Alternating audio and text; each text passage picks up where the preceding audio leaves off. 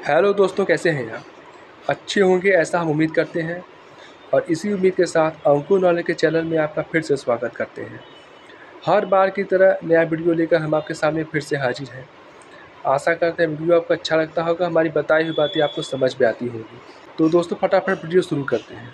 भारत की वित्त मंत्री निर्मला सीतारमण ने कल यानी सोमवार को न्यू इनकम टैक्स बिल जारी कर दिया। इस बिल का नाम है new income tax bill 2025 number 2।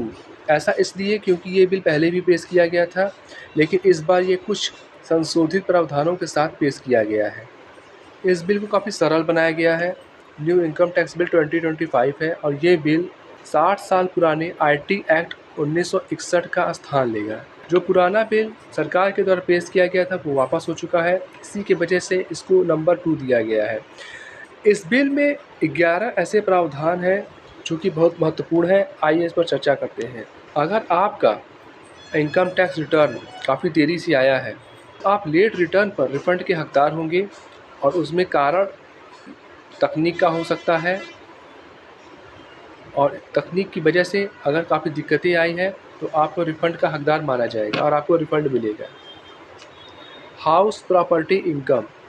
House property income 30% municipality deduction घटाने के बाद गिना जाएगा। प्री कंस्ट्रक्शन इंटरेस्ट में छूट दी गई है, मतलब जो निर्माण होता है उसमें छूट दी गई है अगर आप उसका मरम्मत करवाते हैं। और ये स्वयं के घर या किराए के घर पर आपको छूट मिलेगी। स्वयं के घर या किराए पर दी गई प्रॉपर्टी पर आपको दोनों पर ये छूट मिलेगी।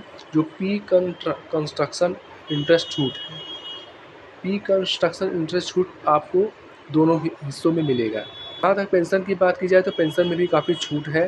पीएस जो है यूनिफाइड पेंशन स्कीम, इसमें टैक्स में छूट दी गई है। जो कम्युनिटी पेंशन है उसमें जो नॉन एम्प्लॉयड लोग हैं उनको छूट मिली है, लेकिन जो रजिस्टर्ड एम्प्लॉयड है उनको छूट नहीं दी गई है।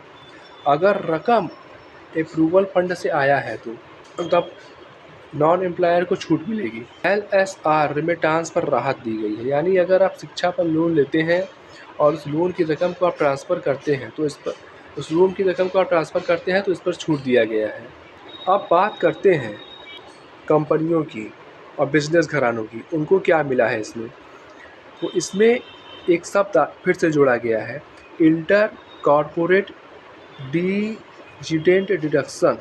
इंटर कॉरपोरेट डिविडेंड डिडक्शन शब्द को फिर से जोड़ा गया है। इसका अर्थ ये है कि अगर एक बार डिविडेंड हो गया है तो एक ही डिविडेंड पर बार बार इनकम टैक्स नहीं देना होगा।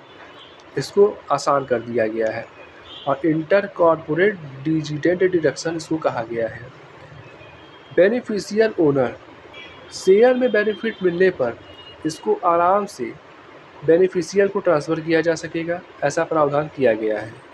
काम करने की भाषा, ट्रांसफ़र करने की भाषा, इन सब को बिल में काफ़ी सरल बनाया गया है ताकि कामकाज आसानी से किया जा सके। कठिन शब्दों को हटा दिया गया है।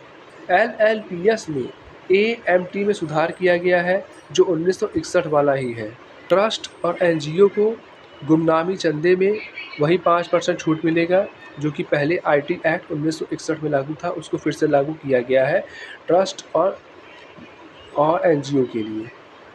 TDS और TCS में नल एंड लोअर डिडक्शन में सर्टिफिकेट को फिर से जोड़ा गया है ताकि इसमें विवाद न होने पाए।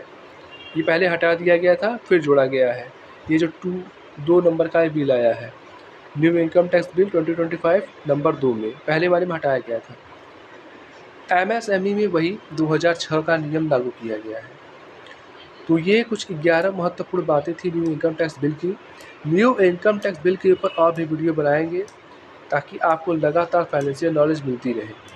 आप इन 11 बातों को एक बार फिर से समझ सकते हैं उस वीडियो को डाउनलोड करके।